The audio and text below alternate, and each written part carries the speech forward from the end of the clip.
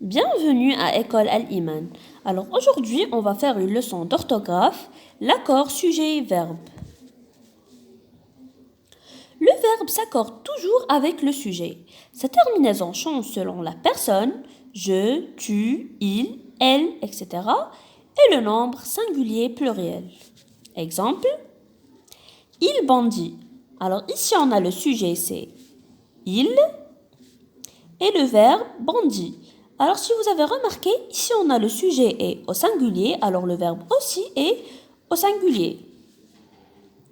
Les grêlons bondissent. Alors ici on a le sujet, c'est les grêlons, puisque le sujet est au pluriel, alors le verbe aussi est au pluriel. Le sujet peut être un pronom, un nom ou un groupe nominal. Exemple, il étincelle. Ici, on a le sujet, c'est il, c'est un pronom. Un grain rejaillit. Alors ici, on a le sujet est un groupe nominal. Un verbe peut avoir plusieurs sujets. Dans ce cas, il se conjugue au pluriel. Exemple, le sol et la pluie étincellent.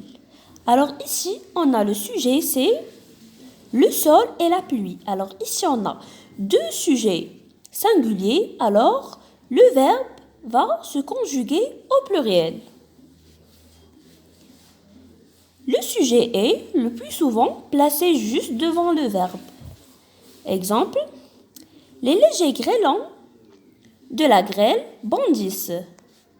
Alors ici, on a le sujet est placé juste devant le verbe bondissent.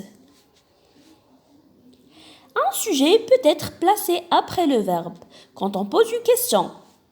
Exemple, viens-tu au cinéma? Alors ici on a le sujet, c'est tu.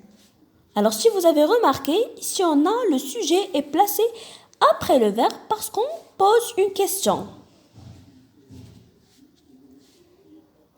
Le sujet peut être éloigné du verbe. Exemple, les élèves tout doucement entrent. Alors ici on a le sujet, c'est les élèves. Alors ici, on a le sujet et éloigné du verbe entrer. Merci d'avoir regardé cette vidéo. Au revoir.